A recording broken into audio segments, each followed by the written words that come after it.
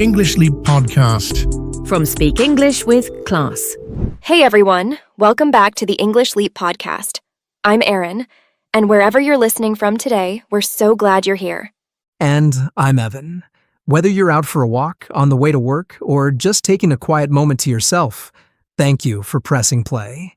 Today's episode might change how you think about fluency forever. Let me ask you something. Have you ever felt like you're doing everything right but still not moving forward in English? You're listening to podcasts, watching videos, spending time with English every day. But when it's your turn to speak, your mind just goes blank? Yeah. It's like you're on a treadmill, working hard, sweating even, but not going anywhere. And you start to wonder, is this even working? Am I ever going to feel fluent? If that sounds like you, take a deep breath. You're not alone. We get so many comments from learners just like you. Some say, I'm improving slowly, day by day. Others say, I'm listening a lot, but nothing is changing. And both are valid, because the journey looks different for everyone. But here's what we know for sure. Just because it doesn't feel fast, doesn't mean it's not working. Learning English is like watching the sunrise. You sit in the dark for a while, wondering when the light will come. And then slowly, almost without noticing, everything starts to glow. And this episode, it's for every one of you still showing up, still listening, still trying. We're going to talk about something that might completely change how you look at fluency and why the thing you're already doing every day might be the most powerful skill of all. Also, don't forget to grab the free PDF we made for this episode. It's full of practice exercises, reflection questions, and extra support to help you go deeper after the episode ends. And of course, Charlotte will join us near the end for her vocabulary breakdown. She'll walk you through some beautiful, useful words from today's episode, with examples and repetition you can speak along with. So let's begin. No pressure, no rush. Just one honest question to open this up. Yeah. Which comes first, speaking or listening? It seems like a simple question, but your answer can completely shift how you learn English. It sounds obvious, but most of us underrate it. And here's the truth. Fluency always begins with the ear, not the mouth. You can't speak what you've never truly heard. Trying to speak without enough listening is like trying to write music without ever hearing a melody. You're guessing. You're forcing it. And that's where frustration comes from. Think about babies. They don't learn by repeating textbook grammar. They spend months just listening, absorbing patterns, sounds, tone, long before they say a single word. And when they finally speak, it's not because they studied. It's because they've already heard it all 1,000 times. But many adult learners skip that phase. We get impatient. We want to speak fast, without giving our ears the time to tune in. And that's where fluency starts to feel like a struggle. So today, we're slowing things down and guiding you back to the foundation of it all. Deep, meaningful listening. And we're not just saying, listen more. We're going to show you how to listen in a way that builds fluency naturally. So let's start with our first powerful shift. Tip number 1. Listen in layers. Too many learners treat listening like a test. You play the audio once, try to understand every word, and feel defeated if you don't. But real listening, the kind that helps you grow, isn't about perfection. It's about purpose. So here's the approach. Break one audio clip into 3 simple layers. First, just listen for the gist. What's the topic? What's the overall mood or idea? Don't pause. Don't stress. Just let it wash over you. Then, go back and listen again. But now, focus on structure. How are sentences built? What tense is being used? What's the rhythm of their speech? And finally, listen a third time, slowly. This time, pay attention to word choice, emotion, and intonation. Notice the tone. Did their voice rise at the end of a question? Did they sound curious, sarcastic, tired? Same audio, 3 different goals. And the result? You train your brain to pick up layers of language, not just meaning, but feeling. And that's what fluency really is. And once your ears are tuned in, like that, the natural next step is speaking, right? Well, not just yet. Right. A lot of learners jump straight from listening to mimicking and end up sounding robotic or unsure. That's why our second tip is shadow with silence first. Before you try to repeat after native speakers, give yourself space to feel the language without pressure. Think of it like music. You don't sing along with a new song the first time you hear it. You listen. You absorb the melody. You catch the rhythm. Then you hum. Then you sing. It's the same with English. So when you're shadowing, try this. Play the sentence. Pause. And instead of rushing to repeat it, just sit with it for a moment. Because as we discussed earlier, the key is to listen in layers. First for meaning, then for rhythm. And now, in this moment, for feel. Shadowing works best when it builds on those layers, not skips over them. Yes. Let your brain dance with the rhythm of English before you echo it. This creates natural speech, not memorized phrases. Shadowing works best when it's grounded in real emotional listening. Silence isn't empty, it's preparation. But none of these techniques matter if you only do them once in a while. And that brings us to tip number 3. Create a daily listening ritual. The key word here is ritual, not just a habit, not just an activity. A ritual is something you protect. It has meaning. It's that small window of your day that belongs only to your growth. When I was learning English, I made a promise to myself. No matter what happens today, I'll give just 15 minutes to English listening. Not multitasking, not half listening. Just me, my headphones, and a voice that pulled me into the language. Over time, that small promise became a powerful habit. And the best part is, you don't need an hour, even 10 minutes, while brushing your teeth, making tea, or walking to work, can shape your brain. What matters isn't how long you listen, it's how often. Ritual brings rhythm, and rhythm brings fluency. So choose your moment. Maybe it's your morning walk. Maybe it's your wind-down time before bed. Whatever it is, make listening your quiet, daily practice. Let it become your anchor.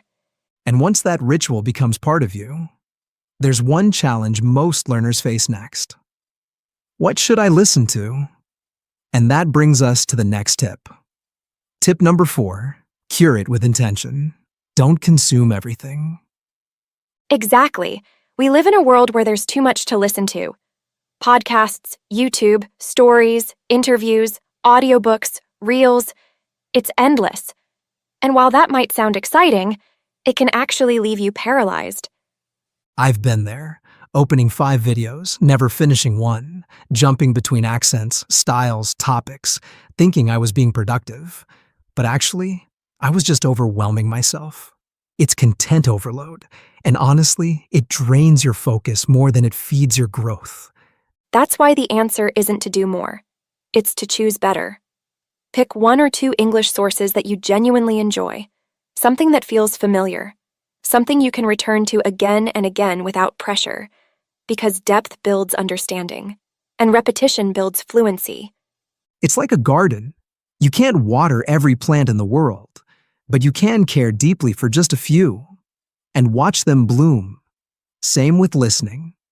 Go deep, not wide. Familiarity builds fluency. Your brain relaxes. It starts to recognize rhythms, phrases, even personality. So instead of chasing something new every day, choose your core input. A podcast you like, a YouTube channel that makes you smile, even this show. Let that be your home base, your safe zone for daily exposure. And then, once that foundation is strong, Once your ears feel comfortable, there's one more thing you must do to grow beyond your bubble. Tip number 5. Listen across contexts. Because English in the real world doesn't sound like a classroom. It's fast. It's messy. It's full of personality. Wait. I know what you're thinking. Didn't you just tell me to curate my content and not listen to everything at once? Exactly. And you're right to catch that. But here's the thing. Those two tips aren't opposites. They're phases. First, you need consistency. Familiar voices, familiar styles, to help your brain feel safe and steady. But once you've built that foundation, now it's time to stretch. I remember the first time I tried to watch an unscripted interview between two comedians. They were laughing, interrupting each other, finishing each other's sentences. And I just sat there, frozen. I understood nothing. Because real-world English isn't one accent, one tone, one topic. It's interviews, arguments, laughter, sarcasm, mumbling, emotion, pauses, overlaps, all of it. If you only listen in one style, your ears stay inside a bubble, and fluency doesn't live there. So once you feel comfortable, intentionally step into different contexts. Start exploring. Watch a vlog. Listen to an emotional speech. Try a news story, then switch to a comedy podcast. Think of it like going to the gym. At first, you train with light weights, controlled movements. But eventually, to grow stronger, you challenge your balance, speed, and flexibility. Same goes for your ears. The goal isn't to understand everything at once. It's to expand your ears, to teach your brain that English isn't one size fits all, and that you can keep up even when it's fast and imperfect. Because in the real world, English won't slow down. But if you've trained your ears across different voices and settings, you won't need it to. Yes, that's the power of listening. It shapes how you speak, how you understand, and how confident you feel. And to help you take today's episode even further, It's time to slow things down, just a little, and let Charlotte guide you through some of the beautiful vocabulary we explored today. Charlotte, the mic is yours. Thanks, Evan. All right, my friends, let's take a moment to slow things down and soak up some beautiful vocabulary from today's episode. These are words and expressions you may have heard, but now we'll make them yours.